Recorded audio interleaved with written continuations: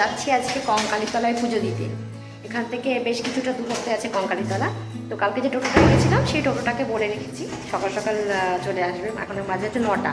তো আমরা বেরোচ্ছি এখন কঙ্কালীতলায় পুজো। দেখো এই শাড়িটা কিনেছিলাম, তোমার সাথে শেয়ার করা হয়নি, পরে অবশ্যই শেয়ার করবো। মিশো থেকে কিনেছিলাম শাড়িটা। কেমন হয়েছে, কেমন লাগছে প্লিজ কমেন্ট করে বলো। আর এই যে আমার লুকটা কেমন লাগছে সেটা অবশ্যই বলো। আর দেখতে থাকো কঙ্কালীতলায় গিয়ে আমার হাজব্যান্ড, এই যে আমরা সবাই রেডি হয়ে এখন বেরোচ্ছি।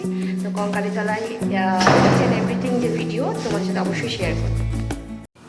এই যে আমরা টোটো করে যাচ্ছি, দেখো কেমন লাগছে আমাদের। আমরা একসাথে বসেছি টোটোতে। আমরা এখন চলে এসেছি কঙ্কালীতলায়। দেখো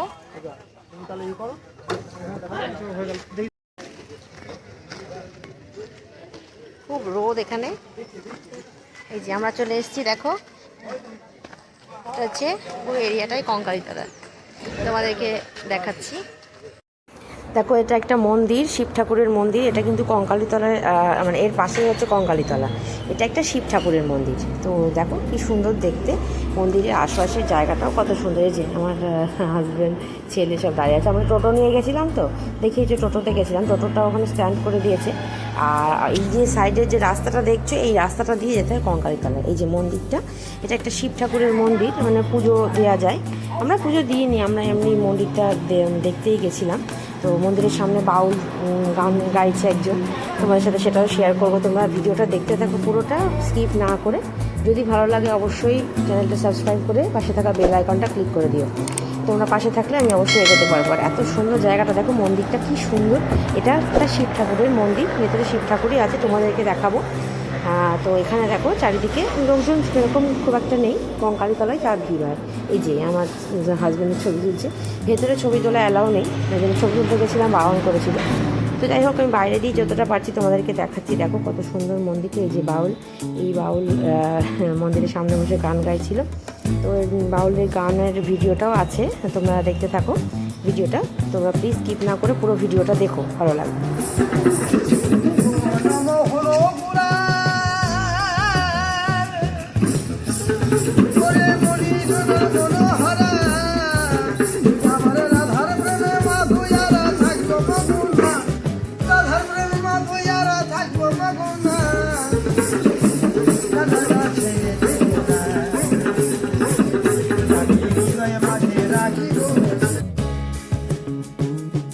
এখানে দেখো গাড়ি পার্কিংয়ের ব্যবস্থাও রয়েছে।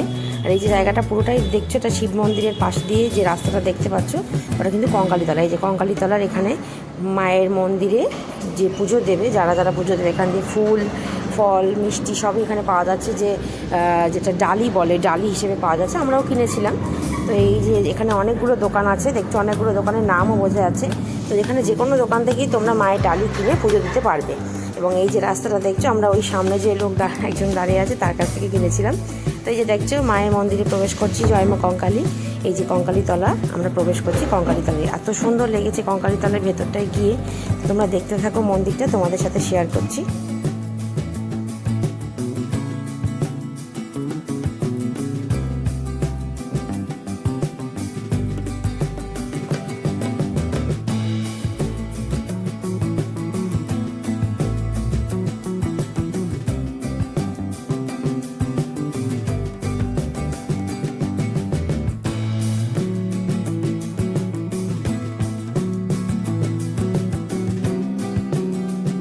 আমার বহুদিনের ইচ্ছা ছিল যে কঙ্কালী মায়ের মন্দিরে গিয়ে মায়ের কাছে পুজো দেব। কারণ আমি 6 বছর আগে যখন একবার শান্তিনিকেতনে এসেছিলাম, তখন শুনেছিলাম কঙ্কালী মায়ের মন্দিরে পুজো দিতে যায় অনেকেই, কিন্তু আমাদের যাওয়া হয়ে উঠেছিল না। পুজো দিলাম, এই যে দেখো মায়ের মন্দিরে পুজো দিয়ে খুব ভালো লাগছে। আর এই যে সবাই পুজোর দিন সবাই আমরা দিয়েছি, মায়ের কাছে পুজো দিয়ে খুব ভালো লাগছে। তোমরা যদি শান্তিনিকেতনে আসো অবশ্যই কঙ্কালীতলায় একবার এসে, খুব ভালো লাগবে পুজো দিতে।